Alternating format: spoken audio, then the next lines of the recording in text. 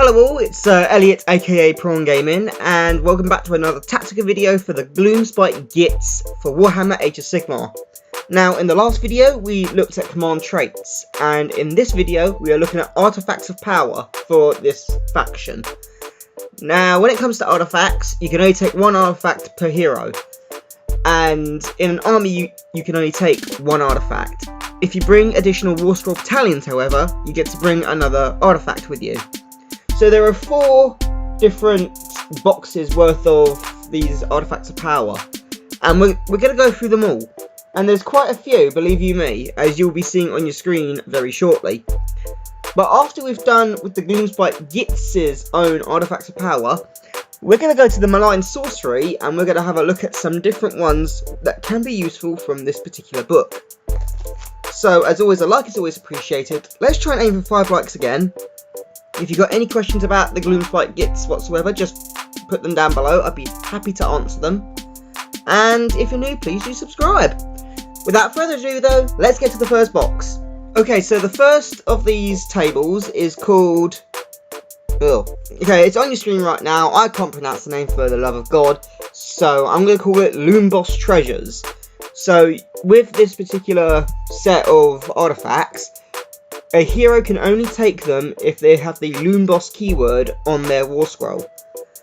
So, the first one is called Spiteful Prodder, and it reads: at the start of your shooting phase, pick one enemy unit within 18 inches of the bearer and visible to them. Then, roll 1 dice for each friendly keyworded grot unit wholly within 12 inches of the bearer that has at least 5 models in the unit. For each 5+ rolled, that enemy unit suffers D3 mortal wounds. This I can see some use if you've got, for instance, a pesky squad of Sequitors that's about to pound your rear end, and by rear end I mean a bunch of your key units. You use this ability to cause an instant D3 mortal wounds if you roll that 5. Number 2 is called Backstabber's Blade, and it reads: pick one of the bearer's melee weapons. If the unmodified hit roll for an attack made with that weapon is 6, the save roll for that attack automatically fails, and in brackets, do not roll the dice. This can be very useful for because of what it says, pick one of the bearer's melee weapons. That could be anything. So you could put this on a Loomboss with a Mangler Squig, and have its jaws be the Backstabber's Blade, and oh, that's evil. That is just evil. So this is a pretty good one. Number 3 though is called the Loonstone Talisman, and it reads: roll a dice each time you allocate a mortal wound to the bearer. On a 5+, that mortal wound is negated. So the thing with some armies is they sometimes don't have good mortal wound negation with their heroes, but this is actually pretty good. Sure, there's better ways you can do it, but it's good for what it is for within the book, if you're not using the Malign Sorcery, which I will get into later. Let's go to number 4, called the Pipes of Doom, and it reads: subtract 1 from the bravery characteristic of enemy units while they are within 12 inches of the bearer. Bravery can be a factor when it comes to close combat, because if you fail, that then determines how many more men from that squad or unit perish, as they've just legged it because they are too scared to fight. Let's move on to number 5, called the Clammy Crow, and it reads: subtract 1 from hit rolls for attacks that target the bearer. That's pretty self-explanatory really, there's no need to really expand on that, but to put it in the context of a battlefield scenario, you have, for instance, the Loomboss and Mangler Squig. We'll take that one again, against, say, a group of Sequitors. Instantly, when that thing charges and it hits like a brick, the enemy is going to have a harder time hitting them, which means your Loomboss may survive more, and then that means inflicting more damage on Sequitors. And finally, we have the Leering Git Shield, and it reads: if the unmodified save roll for an attack made with a melee weapon that targets the bearer is 6, the attacking unit suffers 1 mortal wound after all of its attacks have been resolved. Pretty self-explanatory again. If they get any 6s in that particular roll, Ooh, it's going to cause some damage. So that's the end of the first table. Now there are 3 other tables. The next one is the Photide Fishes, and it's for the Madcap Shaman only. Let's go into that right now. Okay, so speaking of the next table, Photide Fetishes, which is for models with the keyword Madcap Shaman only. The first artifact is called Spiteshroom Familiar, and it reads, subtract 1 from hit rolls for attacks made by enemy models while they are within 3 inches of the bearer. Pretty self-explanatory, but how can we use this in a situation? Well, you have your Madcap Shaman up with your front line of, say, your 100 odd plus grots. You charge the grots in and make sure you run your shaman, and all of a sudden any enemy unit within 3 inches must subtract 1 from their hit rolls, which can be pretty handy because that means more of your grots will live and more of the enemies might die. Number 2 is called Moonface Mummet. I think that's how you pronounce it. At the start of the combat phase, pick 1 enemy unit within 12 inches of the bearer.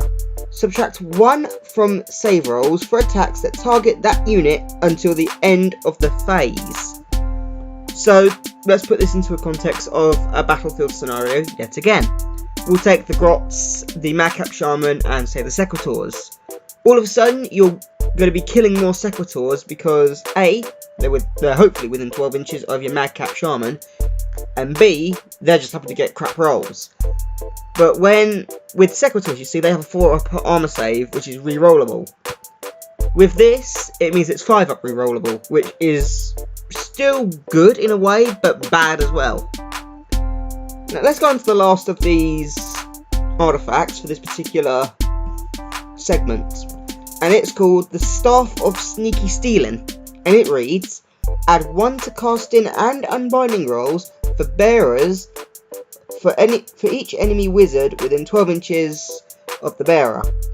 In addition, add 1 to casting and unbinding rolls for the bearer for each enemy hero with an artifact of power within 12 inches of the bearer. Again, that's pretty self-explanatory, but we can capitalise on this, for if the enemy hero happens to be a wizard and they have an artifact of power, that's a +2 to the Madcap Shaman's casting and unbinding rolls. That can be incredibly useful, which means a +6 or 7 for casting spells. That is pretty evil. But let's talk about the next set of artifacts, which is to do with Spiderfang only heroes. Alright, so the next table is called Venomous Valuables, and as I said earlier, it is for Spiderfang keyworded heroes only. And the first of these artifacts is called Totem of the Spider God, and it reads, while a friendly keyworded Spiderfang unit is wholly within 12 inches of the bearer, its Spider Venom ability causes mortal wounds on an unmodified hit roll of 5+ instead of 6. Pretty self-explanatory really, it just means your Spiderfang Spider Riders can just get more mortal wounds. And again, because these things are the bane of things with heavy armour, this can be really good. Like, Sequitors will just fall before you. Number 2 is called the Headdress of Many Eyes, and it reads, subtract 1 from hit rolls for attacks that target the bearer. Again, pretty self-explanatory, no need to go into detail there. This can be useful in a way, but again, I wouldn't want my hero charging in without backup. Number 3 is called the Black Fang. This one's a long one, and it reads, pick 1 of the bearer's melee weapons. If the unmodified hit roll for an attack made with that weapon is 6, then inflict D3 mortal wounds on the target and the attack sequence ends. If the weapon already inflicts mortal wounds on a roll of a 6, add D3 to the number of mortal wounds it inflicts instead. So this can be really useful. I would recommend taking that with, say, a Scuttle Boss, which we will go into in a later video. In short, this is a pretty good one I would recommend taking with one of your Spiderfang heroes. Number 4 is called Nibbler's Itty Ring. Ugh, sounds disgusting, I know. And it reads, once per battle, at the start of the combat phase, you can pick 1 enemy unit within 3 inches of the bearer and roll a dice. On a 1, there is no effect. On a 2 to 5, the enemy suffers D3 mortal wounds, and on a 6, that enemy suffers D6 mortal wounds. So this is a once per battle thing, so I would say don't go with this, because you want to have that constant mortal wound generator, which you can get with your Spider Fang keyworded units anyway. So this I wouldn't recommend taking. Number 5, and this is another good one, and by good one I mean a long one, is called Ear Scuttler, and it reads, once per battle, at the start of the combat phase, you can pick one enemy wizard within 3 inches and roll a dice. That, on a 2+, that enemy wizard suffers D3 mortal wounds. In addition, for the rest of the battle, subtract 1 from casting rolls and unbinding rolls for that wizard for each mortal wound that was inflicted. So if you roll on the D3 and you get a 6 or a 5, that equals to 3 mortal wounds, and that means it will make it pretty much impossible for a wizard to cast any spell whatsoever. But moving on to the last of this table for the Spider-Fang Hero Artefacts, and that is called the Web-Strung Cloak, and I like this one a lot, by the way, and it reads, enemy units cannot retreat if they are within 3 inches of the bearer. Let's put this into a bit of a combat scenario. Say for instance, your hero, which is Spider-Fang, has charged in and has killed a bunch of enemies. Those enemies cannot retreat because they are obviously within 3 inches of the bearer, which means they have to stick around in combat for like another turn or something. That can be incredibly useful for where you just want to mop up enemy units that are just scattered around the battlefield and whatnot. But that's the end of the venomous valuables, and now on to the last of these artifacts of power before we go on to malign sorcery and talk about some of those that are really good. Okay, so the last of these tables for artifacts of power for the Gloomspite Gitz, which are specific to them and them alone, is called Glinty Gubbins That Troggoths Found. God, they've got some great names. The first one is called Shiny Whatnot, and it reads, roll a dice each time a mortal wound caused by a spell is allocated to this model. On a 6+, the mortal wound is allocated to the caster of the spell instead of the bearer. If the mortal wound was inflicted by an endless spell, on a 6+, so use roll a 6 in other words, the mortal wound is negated and the endless spell is dispelled instead. Now this is pretty good because of that particular bit at the end. Mortal wounds caused by endless spells are instead just negated and the spell is dispelled instantly. That is pretty good. I would recommend taking that if you have a Troggoth hero in your army. Number 2 is called Glowy Halzitz. I think that's how you pronounce it. It's on the screen anyway. And it reads, roll dice each time you allocate a wound or mortal wound to the bearer. On a 4+, that wound is negated. On a 1, the bearer eats the glowy thingamajiggy, and it cannot be used again for the rest of the battle. So it's like a double-edged sword, really. It's good each time you roll more than a 1. I would say take it as a last resort if you don't want to take the shiny whatnot. But let's go on to the last of these artifacts of power, and it's called Pet Gribbly, and it reads, if an enemy unit attacks the bearer in the combat phase before the bearer has been selected to fight in the combat phase, then the enemy unit suffers D3 mortal wounds after all of its attacks have been resolved. This is okay because again it's mortal wound generating, but there are easier ways to get mortal wounds, which I'll discuss in one of my army lists, which would be videos 38 to 42. But this one I can see some use out of. Now that's it for the artifacts of power from the Gloomspite Gitz book itself. But I said about looking at some from the malign sorcery. There are about 6 different realms, and each realm have their own specific weapons of power, which is their weapon artifacts, as well as the armor artifacts of power. Let's have a look through some of them, and I will discuss which ones I like the most and how they can be used. Okay, so looking at the artifacts of the 6 realms that can be possibly used in Warhammer Age of Sigmar for the Gloomspite Gitz, let's start off with the first realm, known as the Realm of Life. The first one that jumps out at me is called the Jadewood Thorn, and it reads, pick one of the bearer's melee weapons to be the Jadewood Thorn. If the hit roll for that weapon is a 6+, then that attack inflicts 1 mortal wound in addition to its normal damage. So to put it into perspective on an army list build, if you were to take this with, say, a Spider Fang hero, because they've got that innate 6+ for mortal wounds in the hit roll, you'd be basically causing 2+ mortal wounds per attack if you roll that 6. That is pretty darn good. Plus you can modify it with some of the artifacts of power and spells, which I will talk about later. And the second one that strikes me out as pretty good from the Realm of Life is called Gaia Strike, and it reads, pick one of the bearer's melee weapons to be Gaia Strike. Add 1 to hit and wound rolls for this weapon.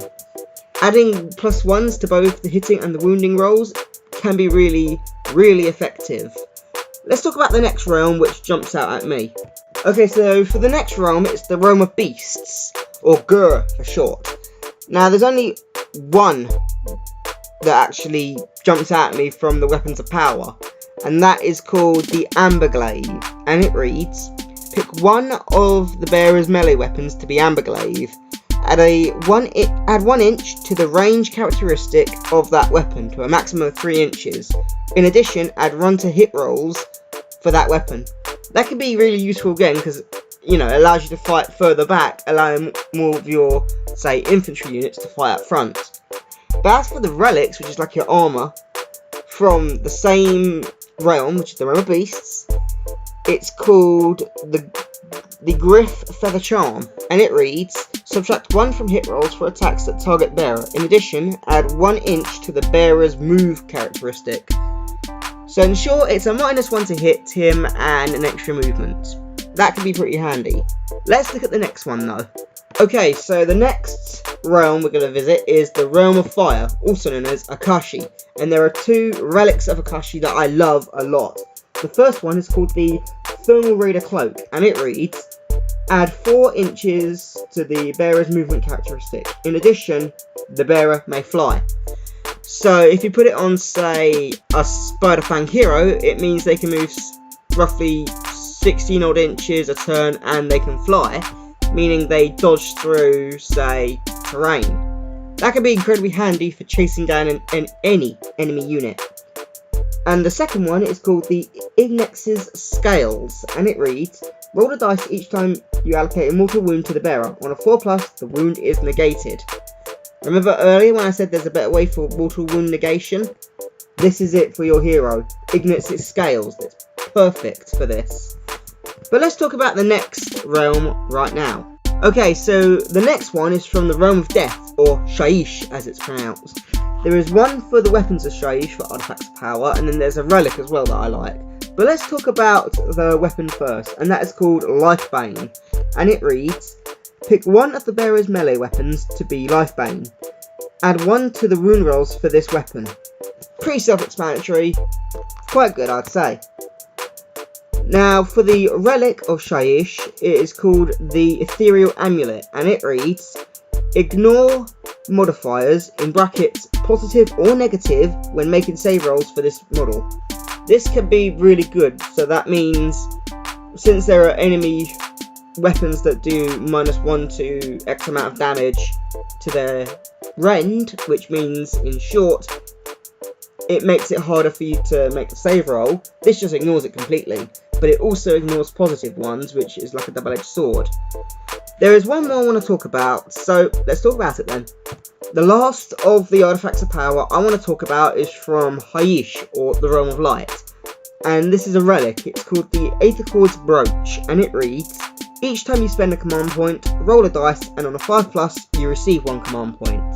So, pretty self-explanatory really. You just use a command point up, roll a d6, and on a 5+, you can get that one back really, that 1 command point back. That is pretty handy I'd say. Now that's the end of the video really, so just to cover what we already said, there are a ton of different types of artifacts of power we can use from both the Malign Sorcery and Gloomspite Gitz. And they could all be pretty good in terms of combat and even see command point regeneration, which is really good in my opinion. But that's really the end of the video, so in the next video we're going to talk about the spells. And also, yes, I'm going to go through the Malign Sorcery spells as well, because there's some pretty good ones on there as well. So, let's try and get 5 likes on the video. And if you do want to see more, please hit the subscribe button. It doesn't hurt. And if you have any questions, again, of the Gloomspite Gitz or the Malign Sorcery, let me know in the comments section down below, and I'd be happy to talk about them. In the meantime, though, I've been Elliot, aka Prawn Gaming, and I'll see you in the next video. #PG Tips.